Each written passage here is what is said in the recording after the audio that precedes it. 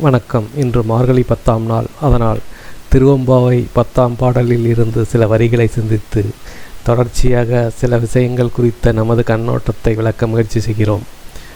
வேத முதல் விண்ணோரும் மண்ணும் துதித்தாலும் ஓத உளவா ஒரு தோழன் தொண்டர் உள கோதில் குலத்தான் தன் கோயிற்பினா பிள்ளைகால் ஏதவனூர் ஏதவன் பேர் ஆருற்றார் ஆரையலார் ஏதவனை பாடும் பரிசேலோர் எம்பாவாய். இது திருவெம்பாவையின் 10ஆம் பாடலில் உள்ள வரிகள். அதன் பொருள், வேதங்கள் மட்டுமல்ல, விண்ணோர்களும் மண்ணில் இருப்பவர்கள் அனைவரும் ஒன்று சேர்ந்து பாடினாலும் அவனது பெருமையை பாடி முடிக்க முடியாது. ரிஷிகளும் முனிவர்களும் தனக்கு தொண்டு செய்யும் அடியவர்களுக்கும் அவன் தோழனைப் போல் எளிமையாக விளங்கக்கூடியவன். இப்படி பாட அமைச்சனாக இருந்தவரை ஆட்கொண்டு ஆண்டியாக்க நரியை பரியாக்கி திருவிளையாடல் புரிந்த எங்கள் சிவன், நாம் நாடகத்தால் அவன் அடியார் போல் நடித்தேனும் அவன் வீடகத்தை புகுந்ததனால் நம்மையும் ஓர் பொருளாக்கி நாய் சிவிகை ஏற்றுவிக்க யாரோ ஒரு ஞானிக்கு உணர்த்தி கவிதையாக்கி அதை ஆர்கே ஐயாவின் சுபாவம் அறிந்து அவர் கைகளுக்கு கிடைக்கச் செய்து ஆர்கே ஐயாவும் மெய்யகற்றி பொய்யமைத்து மெருகேற்றி கதை கட்டி கல்வராய் வெளிப்பட்டதும் சிவனவன் திருவிளையாடல் என்பதை விளக்க ஒரு காட்சியுடன் தொடரலாம். பெரியார் சொன்னார், கடவுளை நான் கண்ணால் காண எனக்கு முன்னால் வந்து நின்றால் உங்களுக்கு முன்னால் நின்றால் என்ன செய்வீர்கள் என்று கேட்டார். ஒத்துக்கொண்டு விட்டு போவேன். கடவுளுக்கு ராமசாமி பெரியாருக்கு தன்னை மெய்ப்பித்துக் கொள்ள வேண்டும் என்ற கட்டாயமெல்லாம் இல்லை. அவன் யாருக்கும் மெய்ப்பித்துக் கொண்டதில்லை. உன்னுடைய அறிவு கொண்டு என்னை அறிய முடியும் என்றால் ஒழுங்கான வாழ்க்கை வாழ்ந்து இந்த பிறப்பிலிருந்து விடுபடு. என்னுடைய திருவடியை வந்து நம்முடைய நடராஜர் தூக்கி நிற்கிற காலே நாம் உய்வதற்குரிய கால் என்று நம்முடைய சமயம் சொல்லுகிறது. தூக்கிய திருவடி, அது குஞ்சித பாதம் என்று பெயர். வடமொழியில் குஞ்சித பாதம் என்றும் தமிழில் தூக்கிய திருவடி என்று சொல்வார்கள். அவர் தூக்கி நிற்கின்ற காலை இடது காலால் காட்டுவார். மடையா எங்கெங்கோ பார்த்து கொண்டிருக்கிறாயே, நீ உய்ய வேண்டிய இடம், இறுதியில் சேர வேண்டிய இடம் அந்த திருவடி, இடது திருவடி, தூக்கிய திருவடி என்று தன்னுடைய காலால் ஆடிக்கொண்டே காட்டுவார்.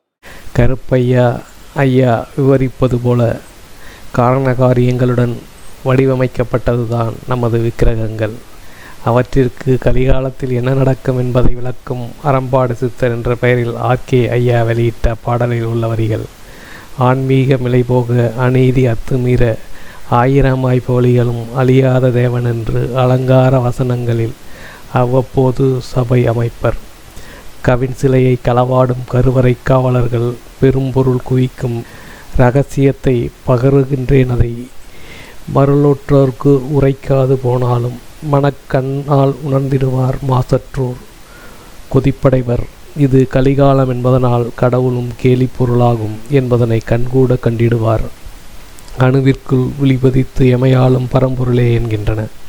ஆனால் மெய்யகற்றி பொய்யமைத்து மெருகேற்றி கதை கட்டிய வரிசையில் எப்படி இருக்கிறது என பார்க்கலாம். பிஜேபிக்கு ஒரு ஆதரவா பேசுறது மாதிரி இருக்கு. பொன்மாணிக்கவேல் அவர் பேசுறது பார்த்தா ஆர்எஸ்எஸ் உடைய ஒரு இதா இருக்காரு. என்ன, நாங்க எல்லாம் இந்து தேவ முக்குலத்தோர் சமுதாயமே நாங்க வருவோம் அப்படிங்கிறாரு. அது இந்த இடத்துல தேவையில்லாத ஒண்ணு.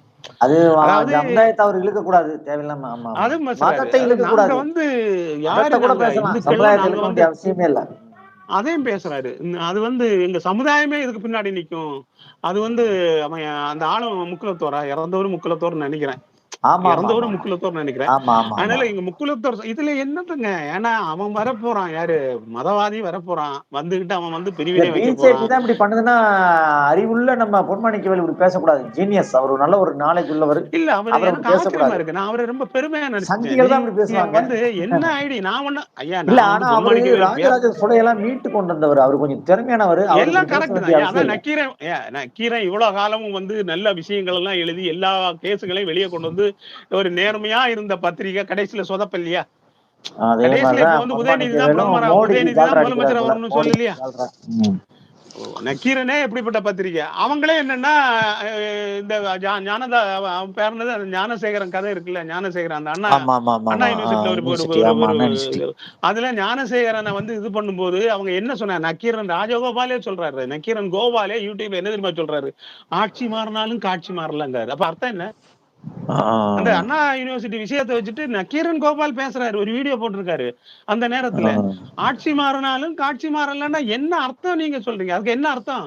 ஆட்சி மாறினாலும் காட்சி மாறலாம் அப்ப அர்த்தம் டிஎம்கேயும் அதே மாதிரிதான் அப்படின்னு. அதாவது ஒரே குட்டையில ஒண்ணு மட்டும் தானே சொல்றீங்க நக்கீரன். இதே சொல்றாரு, நீங்க பாருங்க.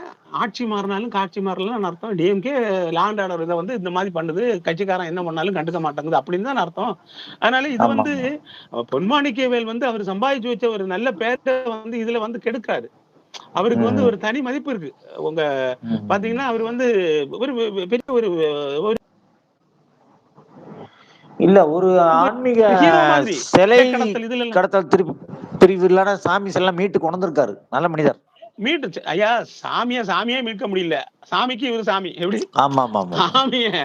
சாமிய கடத்த முடியுமாங்க? நான் ஒன்னே ஒண்ணு கடத்துறேன். ஒருவேளை சிலை கடத்தல் பிரிவு அதிகாரியானவனே அவருக்கு ரொம்ப எவ்வளவு வரமுள்ள ஒரு சாமி. ஒவ்வொரு கடவுளும் எவ்வளவு வரம் உள்ள சாமி. அந்த சாமியே திருடன் எடுக்க வரும்போது அவன் கண்ணு அதால நாசமா போயிடணும். அவன் உள்ள கோவிலுக்குள்ள வந்து திருட வரான்னா அவன் கண்ணு அதால நொல்ல கண்ணு ஆயிரணும் அப்படின்னு தடவுவான். கோவிலுக்குள்ள வந்து தடவும். அதை செய்யாம சாமி அமைதியா இருந்திருக்கு. சாமியை காப்பாற்ற முடியல, கொண்டு போயிட்டான். ஆஸ்திரேலியா அமெரிக்காக்கெல்லாம் கொண்டு போயிட்டான். கடைசியில இவர் தான் என்னன்னா முயற்சி எடுத்து ஒரு நல்ல நேர்மையா நடந்திருக்காரு. அதாவது சாமியே மீட்ட ஒரு சாமி இவரு. ஆசாமி இப்ப வந்து ஆசாமியா இருக்காரு. சாமியை மீட்ட சாமி பொன்மாணிக்கவேல். நல்ல ஒரு ஆன்மீகவாதி. முன்னாடி தலை வணங்குவேன். நான் வந்து ரொம்ப பெருமையா அவரை நினைப்பேன். அவருக்கு முன்னாடி தலை வணங்குவேன். நேர்மையான அதிகாரி. ஆனா இந்த இடத்துல வந்து பார்த்தா அந்த ஆசாமியா சப்போர்ட் அனுக்கிறாரு. அதான் ஒரு பிரச்சனையா இருக்கு. சாமியை மீட்ட எங்க குலசாமி எப்படி? சாமியே மீட்ட குலசாமி வந்து பொன்மாணிக்கவேல். இவர் இப்ப ஆசாமியா இருக்கிறாரு. ஒண்ணும் புரியல. அது எனக்கு வந்து அது என்னன்னா, அவர் ஒருவேளை ரிட்டையர்ட் ஆயிட்டாரு, ஒருவேளை ஏதாவது ஒரு போஸ்டிங் ஏதாவது என்ன சொல்றது ராஜ்யசபா கவர்னர் ஒரு கொடுப்பாரான்னு உள்ளது பொறுத்து கொடுக்கலாம். ஏன்னா அவருக்கு கொடுக்க கூடாது. தமிழிசை கொடுத்திருக்காங்கல்ல. தமிழிசை என்ன ஒரு பெரிய சேரலையா பொன்மாணிக்கவேல்? சும்மா நம்ம சொல்றோம் காமெடிக்காக. அவரெல்லாம் சேரல பிஜேபி. இல்ல பிஜேபி நினைச்சா யாருக்கும் கவர்னர் கொடுக்கலாம். ஐயா நீங்க கட்சிக்காரன் தான் கொடுக்கணும் இல்ல, அப்படி இணைந்து பேசுற மாதிரி புரிஞ்சுங்க. கட்சிக்காரனுக்கு தான் வந்து கவர்னர் பதவி கொடுக்கணும்னு இல்லையா? ரிட்டையர்ட் ஆகிறான் அவன் உடனே வந்து ஐபிஎஸ் ஆகிறான். அதுக்கு முன்னாடி கட்சி இல்ல, ரிட்டையர்ட் ஆகிற ஐபிஎஸ் ஆபீசருக்கு வரணும் கவர்னர். ஜட்ஜிக்கு யாருக்கு வேணா கொடுக்கலாம்ன்றீங்களா? கவர்னர் போஸ்ட் கொடுக்கலாமா? யாரும் கொடுக்கலாம். அதான் மோடி நினைச்சா உங்களுக்கு கூட தரலாம். ஏன் டிஎம்கே காரனு கூட கொடுக்கலாம். டிஎம்கே காரனை கூட ஒருத்தனை கூப்பிட்டு எப்பா நீ ஓபிஎஸ்க்கு கூட கொடுக்கலாம். வேற ஒண்ணும் இல்ல. இப்போ நம்ம செந்தில் பாலாஜி இருக்காருல்ல, இப்ப டிஎம்கேக்கு கூட மிகவும் சதயமா இருக்காரு. அதாவது டிஎம்கே அவரை கூப்பிட்டு வேற ஒண்ணும் இல்லப்பா, அவரை அடிச்சா ஸ்டாலின் அழுவார். இப்போ அவ்வளவு நகவும் சதயமா இருக்காருல்ல. இப்போ நம்ம செந்தில் பாலாஜியை கூப்பிட்டேப்பா டிஎம்கேக்கு ஆதரவு ஒரு குரல் கொடுத்துரு, ஒன்னு நான் கவர்னர் ஆக்குறேன்னா செந்தில் பாலாஜி ஓகே பாரு. நான் ஒரு பேச்சுக்கு சொல்றேன், அது எப்படிங்கிறது தெரியல. அந்த மாதிரி அப்படி அதாவது யாருக்கு வேணாலும் அவங்க கொடுக்கலாம். ஒரு டிஎம்கேல ஒரு அதிருப்தியாளர் இருக்காங்கன்னா அவங்கள கூப்பிட்டு உனக்கு கவர்னர் தரேன், நீ டிஎம்கே ஏத்து தாறுமாற அறிக்கை விடு, இப்ப அறிக்கை விடு, எல்லாம் ஒரு இது பண்ணு, உனக்கு வந்து அப்புறமா வந்து கவர்னர் தரேன்னு சொல்லி கவர்னர் போஸ்டே கொடுக்கலாம். பிஜேபி நினைச்சா ஆனா என்ன சொல்றது, கொஞ்சம் இது இருக்கு, சட்டத்திட்டங்கள் இருக்கு, அதுபடிதான் கொடுக்க முடியும். ஆனா யாருக்கும் கொடுக்கலாம், எந்த கட்சிக்கும் கொடுக்கலாம். சொல்ல புரியுதா? அந்த தகுதி எந்த என்ன உங்களுக்கு வந்து பாத்தீங்கன்னா ஒரு பாராளுமன்றத்துக்கு நிக்கிறதுக்குள்ள தகுதி இருந்தா அவங்களுக்கு கவர்னர் போஸ்ட் கொடுக்கலாம். அதெல்லாம் ராஜ்யசபா எம்பி இது கொடுக்கலாம். ஒருவேளை இவர் நம்ம பொன்மாணிக்கவேல் ஒருவேளை அப்படியேதான் மனசுல நினைக்கிறாங்களா, அவங்களுக்குள்ள ஒரு அண்டர்ஸ்டாண்டிங் இருக்காங்கிறது சந்தேகமா இருக்கு. ஏன்னா அவர் இந்த வீடியோ முழுமையா காக்கும்போது அவன் கழுவி ஊத்துனான், அவன் பொன்மாணிக்கவேல் இது பண்றான். ஆனா நம்ம அப்படி இல்லை. இவ்வளவு நாள் வந்து அவருடைய அந்த வீர நடை இருக்குல்ல, வரலாற்று அவருக்கு ஒரு வரலாறு இருக்குல்ல. இல்ல போலீஸ் ஆபீசர்னா எல்லாரையும் தூக்கி வச்சு கொண்டாடுறோம். ஜெயலலிதா காலத்துல இருந்த முத்துக்கரப்பு எல்லாம் தள்ளியா வச்சுட்டு இருக்கோம். ஜெயலலிதா ஆட்சியில முத்துக்கருப்பன் ஒருத்தர் இருந்தாரு, அவரை தூக்கி தள்ளியா வைக்கிறோம். கலைஞர் ஆட்சியில கிட்டத்தட்ட 40 வருஷத்துக்கு முன்னாடி 30 வருஷத்துக்கு முன்னாடி கலைஞர் ஆட்சியில ஒரு ஆள் இருந்தாரு. அவர் பேரு என்ன, ஒருத்தர் இருந்தாரு, அவரு வந்து கமிஷனரா கூட ப்ரமோஷன் பண்ணாங்க. அவரெல்லாம் நம்ம யாரும் பொதுவா வந்து என்னன்னா நேர்மையான ஆபீசர்னா நம்ம தலைவணுங்கும். இவர் வந்து இப்போ சொன்ன பிறவும் என்னன்னா நம்ம இவருக்கு மேல உள்ள மதிப்பை நம்ம குறைக்கல. யாரு பொன்மாணிக்கவேல் வந்து இந்த மாதிரி இதை அவாய்ட் பண்ணிடணும். எப்படி அது வந்து நீங்க வந்து அதாவது என்னன்னா மத கலவரத்தை தூண்டுற மாதிரி தான் இருக்கு. அது இன்னும் பிரச்சனையை பொன்மாணிக்கவேல் ஸ்பீச்சை பார்த்தா அது பிரச்சனையை தீக்கிற மாதிரி உள்ள ஸ்பீச் இல்ல, அது இன்னும் பிரச்சனையை வளர்க்கறத மாதிரி இருக்கு. ஏங்க அவருக்கு சட்டம் தெரியும், எல்லாம் முடிஞ்சு போச்சு. இனி என்ன பண்ணணும்னா சுப்ரீம் கோர்ட்ல அது தீர்ப்பு வந்த பிறகு அடுத்த திருகார்த்திகளுக்கு தான் பண்ணணும். எல்லாருக்கும் தெரியும், இவருக்கும் சட்டம் தெரியும் இல்ல. அதை போட்டு இன்னுமே பிரச்சனை பண்ணி என்னத்துக்கு? அப்ப அவங்க இப்ப என்னன்னா அந்த சந்தன கூடு 6ஆம் தேதி என்னமோ பண்றாங்க, அது அவங்க நடத்த போறாங்க. அதுக்கு நம்ம ஒத்துழைப்பு பண்ணணும். ஏன் இதே அவங்க முக்குலத்தோர் தானையா, கொஞ்சம் கந்தனுக்கு அரோகரான்னு சொன்ன முக்குலத்தோர் தானே இன்னைக்கு இஸ்லாமியர்களா போறாங்க, அல்லாஹ் அக்பர்னு சொல்றாங்க. அதனால அவர் பொன்மாணிக்கவேல் சில பேசின விஷயங்கள்லாம் பார்க்கும்போது சந்தேகம் வருது. அவர் கண்டிப்பா RSS சங்கியா இருப்பாருங்கிற கூட எனக்கு டவுட் இருக்கு. ஆனா நிறைய பேர் பயங்கரமா அவர் நிறைய பேர் இப்ப RSSக்கு ஆதரவா போயிட்டு இருக்காங்க ஐயா, பிஜேபிக்கு ஆதரவா. எனக்கே பார்க்க கொஞ்சம் கடுப்பா தான். சரி போய் தொலைட்டு. இதனால என்ன பிரச்சனை வரும்னு நினைக்கிறீங்க நாளைக்கு? அப்ப நீங்க தமிழ் நாளைக்கு அழிஞ்சு போகும், தமிழர் கலாச்சாரம் பண்பாடு கீழடி எல்லாம் அவ்வளவுதான், முடிஞ்சு போச்சு கதை. பிஜேபி தமிழ்நாட்டுல வருதோ என்னன்னா கீழடி எல்லாம் போயிடுச்சா? அதாவது கீழடிங்கிற நாகரிகமே கிடையாது, அது ஆரிய நாகரிகம் நம்ம பாக்குறோம். அதாவது வேற ஒண்ணு, சிந்துவெளி நாகரிகம் இருக்குல்ல, சிந்துவெளி நாகரிகம்னு ஒண்ணு இருக்குல்ல, அதை என்ன சொல்றாங்க? சரஸ்வதி சிந்துவெளி நாகரிகங்கிறாங்க. அது சிந்துவெளி நாகரிகங்கிறது சரஸ்வதி நாகரிகங்கிறாங்க. ஆரிய இது அவங்க அப்படி சொல்றாங்க. சிந்துவெளி நாகரிகம்னு கிடையாதுங்க, சரஸ்வதி நாகரிகம்னு இப்ப சொல்றாங்க. அவங்க எல்லாம் பிஜேபி காரன்ல சொல்ல ஆரம்பிச்சாச்சு, சிந்துவெளி நாகரிகம்னு ஒண்ணு கிடையாது, சரஸ்வதி நாகரிகம் அப்படின்னு சொல்ல புரியுதா? அப்படி சொல்றாங்க. அதனால இனி பிஜேபி சொன்னா கீழடி தமிழருடைய கலாச்சாரம், தமிழருடைய தொன்மை எல்லாத்துக்குமே மொத்தத்துக்கு ஏற்று வைக்கப்படும். இது உறுதி, 100% உறுதி. சொல்லுங்க. இதில் நமது பார்வையை உதாரணத்துடன் விளக்க முயல்கிறேன். இருவருக்குள் கருத்து வேற்றுமை வருகிறது. அதில் ஒருவர் மற்றவரை அடித்து வீழ்த்திவிட முயல்கிறார், மற்றவர் தற்காத்து கொள்ள முயல்கிறார் எனும்போது, நம்மை பொறுத்தவரை தற்காத்து கொள்ள முயல்பவர் மீது யாரேனும் குற்றம் சாட்டினால் அதை நம்மால் ஏற்க முடியாது. அப்படியான பார்வைதான் நமக்கு மத விஷயங்களில் உள்ளது. அண்ணல் நபிக்கு அல்லாஹ் சொன்னது, உம்மை போன்ற லட்சக்கணக்கான நபிமார்கள் ஏற்கனவே வந்திருக்கிறார்கள், அவர்களில் நீயும் ஒருவன் என்பது.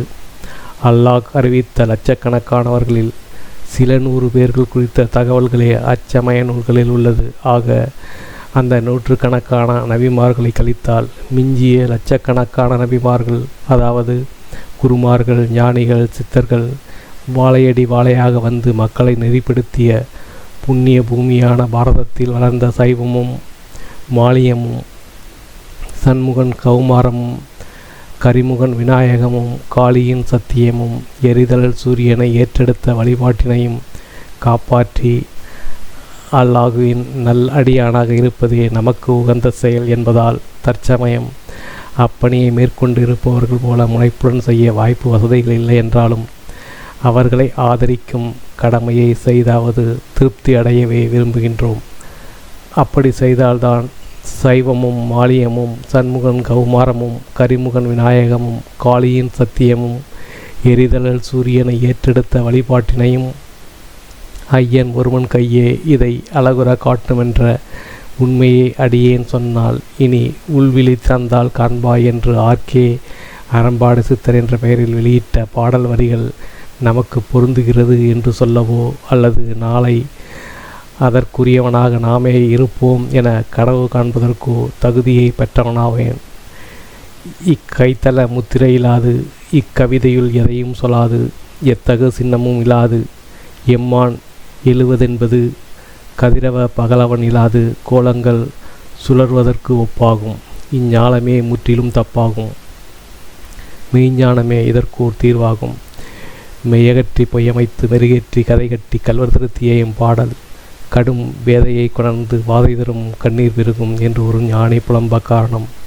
ஆர்கே ஐயா, RSS, பிஜேபி, சசிகலா என்று இன்னும் சிலர் மீது அவதூறு பரப்பிய வரிகள் அவரின் கன்றாவி காதல் கதைகள் என்பவைதான் என்று பதிவு செய்கிறோம். கற்றை சடைமதி வைத்த துறவியை கைதழுவாள் எங்கள் தாய், கையில் ஒற்றை திகிரி கொண்டு ஏழுலகாலும் ஒருவனையும் தொழுவாள் என்ற பாரதியின் கனவை நனவாக்க ஏற்கனவே அப்பணி செய்வோருடன் இணைந்து செயல்படவே விரும்புகிறோம். அன்று தர்மமும் தகவும் கொண்டிருந்த எம்பெருமான் ஸ்ரீராமச்சந்திரமூர்த்திக்கு சபரி வழிகாட்டியது போல யார் வழிகாட்டலுடனாவது ராமனுக்கு சுக்ரீவனின் உதவி கிடைத்தது போல நமக்கு உதவி கிடைத்தால் நாமே பாரதியின் கனவை நனவாக்குவோம் அல்லது அணிலாக இருந்து உதவுவோம் என்று உறுதியேற்கிறோம். அதனால் அல்லாஹ் அண்ணல் நபிக்கு காட்டிய அனைத்து நபிமார்களையும் மதிக்கும் வாய்ப்பை அவர்களின் வழிகாட்டல்களை போற்றும் பேறு பெறுகிறோம்.